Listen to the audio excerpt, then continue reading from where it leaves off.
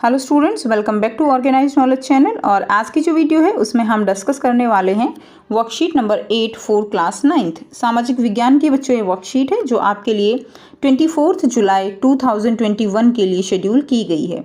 आज की वर्कशीट में बच्चों हम पढ़ेंगे इतिहास की समझ भाग 3, यानी पहली जो भाग 1 भाग 2 है उसमें भी हम इतिहास की समझ यानी जो इतिहास का बेसिक है उसके बारे में पढ़ रहे हैं, उसी को हम इस वर्कशीट में भी कंटिन्यू करेंगे। वर्कशीट शुरू करने से पहले बेटा प्लीज़ चैनल को सब्सक्राइब कर लीजिए, बेल आइकन को प्रेस कर लो ताकि आपको आने वाली हर वीडियो की नोटिफिकेशन वो मिल जाए। प्यारे बच्चों, आपके परिवार, आस पड़ोस से लेकर पूरे विश्व में जो भी घटनाएं आज हो रही हैं उन सभी का कारण भूतकाल या इतिहास में ही छिपा है।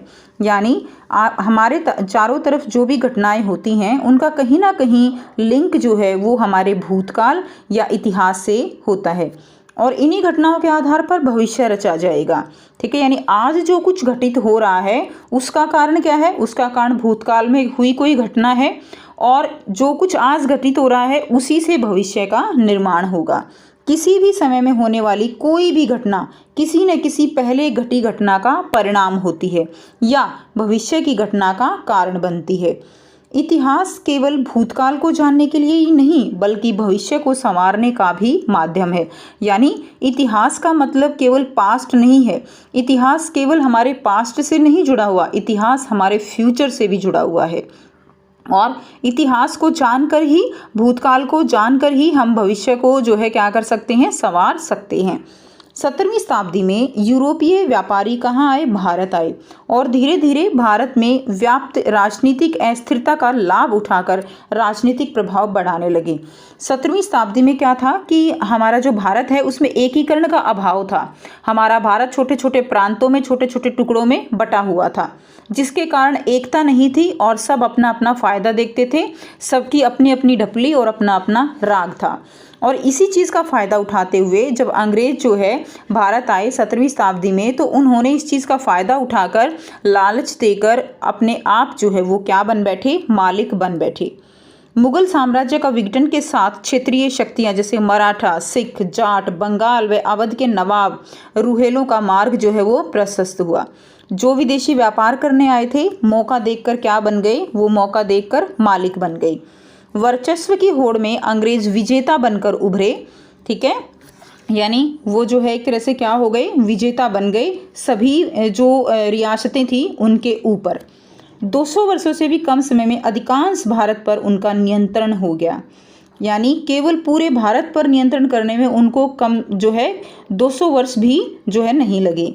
इस विदेशी वर्चस्व को मंगल पांडे, बख्त खान, बेगम हजरत महल, रानी लक्ष्मीबाई, तात्या टोपे जैसे नायकों ने 1857 के विद्रोह द्वारा उखाड़ने का प्रयास किया, जो अंग्रेजों द्वारा बड़ी बेरहमी से कुचल दिया गया। सभी बच्चों ने 1857 की क्रांति का विद्रोह के बारे में पढ़ा हुआ है, उसके कारण, उसकी फेल होने के कारण सब कुछ आपने बेटा पहले पढ़ा हुआ है। क्योंकि हम इस वर्कशीट में रिवीजन कर रहे हैं तो हम इन चीज़ों को डिटेल में नहीं पढ़ेंगे। ठीक है, तो हमने पढ़ा है कि 1857 का विद्रोह जो है वो किस तरह से अंग्रेजों के द्वारा कुचल दिया गया। उसके विद्रोह के फेल होने के कारण भी वो भी हमारे कुछ आंतरिक कारण ही रहे थे, लेकिन हम इस क्रांति को फेल नहीं कह सकते क्योंकि ये तो एक ऐसा बिगुल था जिसने स्वतंत्रता संग्राम की आग जो है वो लोगों के मन में जो है जगा दी थी। इसके बाद ब्रिटिश साम्राज्य में भारत का समावेश जो है वो कर दिया गया। समस्त भारत पर ब्रिटिश शासन होने से भारत अनायास ही एकता के सूत्र में बंध गया। अब क्या हुआ कि धीरे धीरे भारत जो अलग अलग प्रांतों में बटा हुआ था, अंग्रेजों की जो शासन प्रणाली थी उससे परेशान होकर अचानक का मतलब क्या है कि सभी जो है उस गुलामी से आज़ादी पाना चाहते थे और धीरे धीरे वो क्या हो गए? सब एक हो गए। रेल तथा पाश्चात्य शिक्षा ने इस एकता की नींव को और अधिक ठोस बना दिया। ठीक है, तो अंग्रेजों ने जो है रेल चलाई, उसके बाद जो शिक्षा की प्रणाली शुरू की गई तो उससे लोग जो है वो और भी जो है क्या हो गए? उनकी एकता की नींव को ठोस बना दिया और भी वो एकीकरण के सूत्र में बनते चले गई।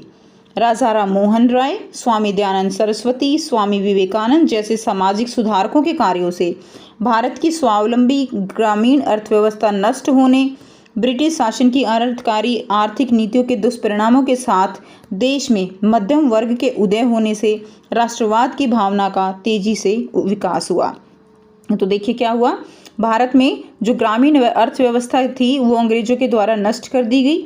सामाजिक सुधारक जो है वो अपना कार्य कर रहे थे, जिससे लोगों में एक कह सकते हो कि समझ आने लग गई थी। और जो अंग्रेज हैं उन्होंने अनर्थकारी आर्थिक नीतियाँ, ज़्यादा से ज़्यादा किसानों से कर वसूलना और इस तरह की चीज़ों ने उनके दिलों में एक स्वतंत्रता की आग जो है वो जलाने का काम किया। और धीरे धीरे राष्ट्रवाद की भावना जो है वो तेजी से उसका उदय होने लगा। आर्य समाज, प्रार्थना समाज, अलीगढ़ आंदोलन, भारतीय राष्ट्रीय कांग्रेस, होम रूल लीग जैसी संस्थाओं से लगभग पूरे देश में राष्ट्र भावना का संचार हुआ। बाल गंगाधर तिलक, विपिन चंद्र पाल, गोपाल कृष्ण गोखले, महात्मा गांधी, सुभाष चंद्र बोस, लाला लाजपत राय, जवाहरलाल नेहरू, चंद्रशेखर आजाद, भगत सिंह, अशफाकुल्ला खान जैसे नेताओं और क्रांतिकारियों ने देश की स्वतंत्रता के लिए एक लंबा संघर्ष किया। तो बेटा ये सारे जो है स्वतंत्रता सेनानी थे, और अगर हम स्वतंत्रता सेनानियों की एक लिस्ट बनाएं तो शायद वो जो है इतने नाम होंगे कि हमारी लिस्ट जो है वो छोटी पड़ जाएगी। इतने नाम और इतने कार्य इन लोगों के द्वारा किए गए, जिसके कारण हम अंग्रेजों के चंगुल से आज आज़ाद हैं। इन सब के संयुक्त प्रयास से हमें 1947 में हमें क्या मिली, स्वतंत्रता मिली। ठीक है, तो इन सब के प्रयास से, इन सब की लहू से हमें स्वतंत्रता जैसा जो फल है वो हमें मिला हुआ है। अब यहाँ पे आपको कुछ चित्र दिखाए गए हैं, राजा राम मोहन राय, बाल गंगाधर तिलक, सुभाष चंद्र बोस। ठीक है, उसके बाद देखिए, प्यारे बच्चों, अपने देश के गौरवशाली अतीत को याद करते हुए और अपनी पिछली गलतियों से सबक लेते हुए हमें अब वर्तमान बेहतर करना है और स्वर्णिम भविष्य की योजना बनानी है, ना कि इतिहास की यात्रा रोचक। ठीक है, तो यहाँ पे क्या बताया गया है कि हमें अपनी जो पीछे हमारी गलतियाँ हुई हैं, जिस तरह से अंग्रेज़ों ने हमारे ऊपर जो है आप कह सकते हो कि हमारे ऊपर राज किया इतने सालों तक।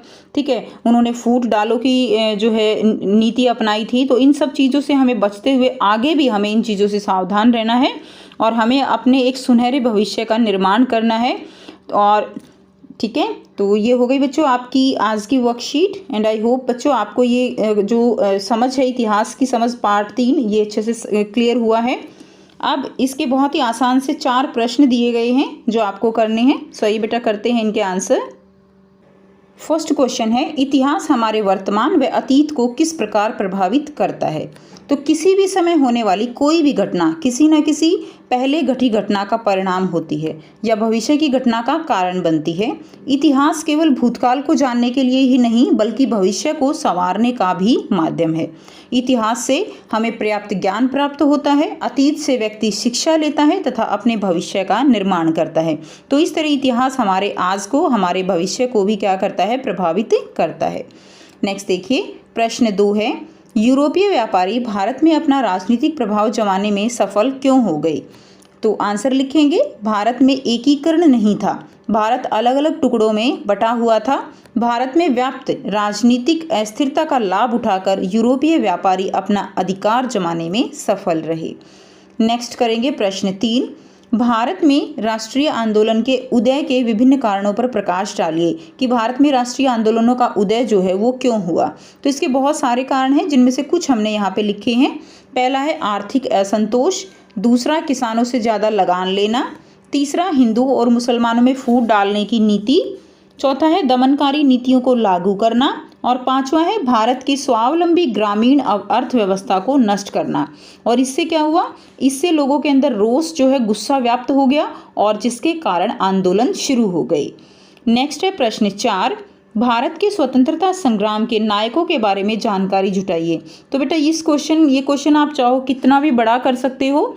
ठीक है, ये इसमें क्या है कि स्वतंत्रता संग्राम के जो नायक रहे हैं उनके बारे में आपको जानकारी लिखनी है। अब नायक जो है वो बहुत सारे थे, हम बहुत सारे नायकों के नाम जो है यहाँ लिख सकते हैं। भगत सिंह है, ठीक है, चंद्रशेखर आज़ाद, विपिन चंद्र पाल, लाला लाजपत राय, रानी लक्ष्मीबाई, बहुत सारे हैं। तो जो भी आपको अच्छे लगे, जिनसे आपको प्रेरणा मिलती है, तो उनको जो है आप यहाँ पे लिख सकते हो।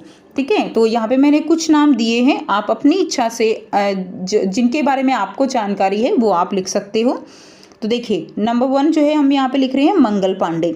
मंगल पांडे को व्यापक रूप से अंग्रेजों के खिलाफ 1857 के विद्रोह का अग्रदूत माना जाता है, जिसे भारत का पहला स्वतंत्रता संग्राम माना जाता है। 1857 के विद्रोह को मंगल पांडे ने देश की आज़ादी का बिगुल बजाया था। तो इस तरह थोड़ी थोड़ी इन्फॉर्मेशन आप चाहो जिस भी स्वतंत्रता सेनानी के बारे में लिखना चाहो वो आप लिख सकते हो।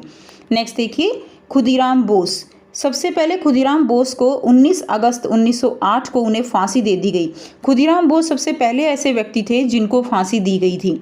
उनकी इस वीरगति का असर भारत के नौजवानों पर ऐसा पड़ा कि बोस क्रांतिकारी वीरता के पर्याय बन गए। ठीक है, नेक्स्ट देखिए चंद्रशेखर आज़ाद। उन्होंने अपना नाम आज़ाद, पिता का नाम स्वतंत्रता और जेल को उन्होंने अपना निवास बताया था जब उनको फांसी दी गई थी। केवल 24 साल की उम्र में ही वो मृत्यु को प्राप्त हो गए थे। नेक्स्ट है महात्मा गांधी। महात्मा गांधी के बारे में सब जानते हैं। अहिंसा के हथियार द्वारा अंग्रेजों को घुटनों के बल ला दिया था महात्मा गांधी ने। तो ये थी कुछ इन्फॉर्मेशन। ठीक है, सो ये थी आपकी आज की एसएसटी की वर्कशीट। आई होप स्टूडेंट्स आपको बेटा वर्कशीट क्लियर है। कोई भी डाउट है आप कमेंट सेक्शन में कमेंट करके पूछ सकते हो। वीडियो अच्छी लगी तो प्लीज़ लाइक कर दीजिए, शेयर कर दीजिए और चैनल को सब्सक्राइब कर लीजिए अगर आप चैनल पर न्यू हो। So thanks for watching. मिलते हैं नेक्स्ट वीडियो में नेक्स्ट वर्कशीट के साथ। Take care, bye bye.